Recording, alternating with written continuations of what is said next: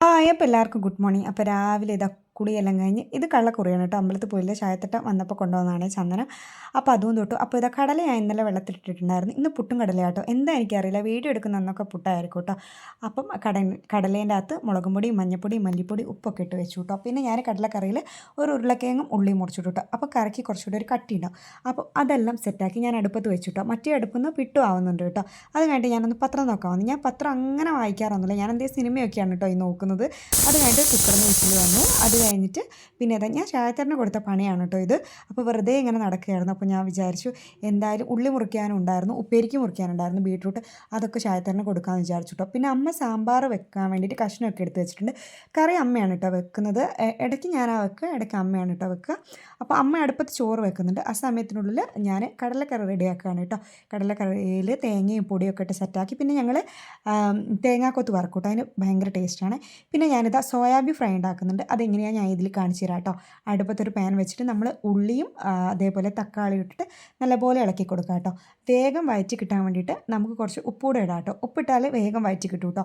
ഉപ്പിട്ട് മൂടി വെച്ച് കഴിഞ്ഞാൽ അപ്പം അതാവുന്നവരെ ഞാൻ അവിടെ ഇങ്ങനെ വെയിറ്റ് ചെയ്യും. അപ്പോൾ എൻ്റെ എന്തോ വീഡിയോ ചേർത്തന്നെ എടുത്തതാണ് കേട്ടോ.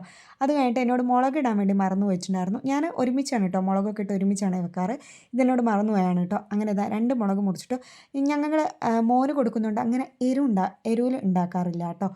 അപ്പം അതൊക്കെ അടുപ്പത്ത് സെറ്റാക്കി. പിന്നെ വലിയ സോയാബി ആയതുകൊണ്ട് ഞാൻ സോയാബി മുറിക്കുന്നുണ്ട് കേട്ടോ. എനിക്ക് വലിയ സോയാബിയോട് വലിയ താല്പര്യമില്ല, അതുകൊണ്ട് ഞാൻ 2 കഷ്ണമായിട്ട് ആണ് കേട്ടോ വിടുന്നത്.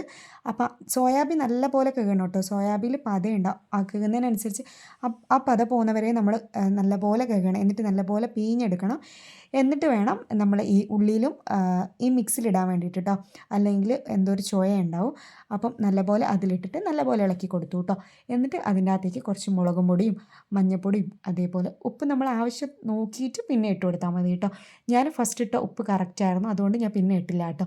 പിന്നെ ഇതാ മൂടി വെച്ച് കുറച്ച് സമയം കഴിയുമ്പോൾ നല്ല അടിപൊളി മണം വരും കേട്ടോ.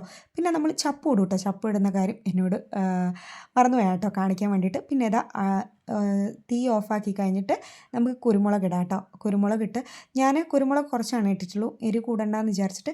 കുരുമുളക് ഇട്ട് വെളിച്ചെണ്ണ ഒഴിച്ച് നല്ല അടിപൊളിയിലുള്ള സോയാബീൻ ഫ്രൈ റെഡി ആട്ടോ. ഇത് ചോറിനേക്കാട്ടും ടേസ്റ്റ് ചപ്പാത്തിക്കൊക്കെ ആയിരിക്കും കേട്ടോ, ഭയങ്കര ടേസ്റ്റാണ്. പിന്നെ ഏതാ ചായത്തിട്ട് മുറിച്ച് വെച്ച ബീട്രൂട്ട് ഞാൻ ഉപ്പും മുളകൊക്കെ ഇട്ട് സെറ്റാക്കിയിട്ടുണ്ട് കേട്ടോ. പിന്നെ അടുപ്പത്തൊരു പാൻ വെച്ച് കടുക് പൊട്ടിച്ചു, ഉപ്പേരീൻ്റെ മിക്സ് അതിലിട്ടു കേട്ടോ. അതിലിട്ട് മൂടി വെച്ച് നല്ല അടിപൊളി ഉപ്പേരിയാണ് കേട്ടോ. എനിക്ക് ഭയങ്കര ഇഷ്ടമാണ് ഈ ഉപ്പേരി. അങ്ങനെ ഉപ്പേരിയൊക്കെ സെറ്റാക്കി. അപ്പോൾ ഇന്നത്തെ എൻ്റെ ജോലി കഴിഞ്ഞു കേട്ടോ. ഇനി ചോറിൻ്റെ പണിയും അതേപോലെ കറീൻ്റെ പണിയും അമ്മയ്ക്കാണ് കേട്ടോ. അപ്പോൾ ഇതാ ഞാൻ പോയി റെസ്റ്റ് എടുക്കാം കേട്ടോ. അപ്പോൾ ഇന്നത്തെ വീഡിയോ ഇത്ര ഉള്ളപ്പോഴൊക്കെ ടാറ്റാ.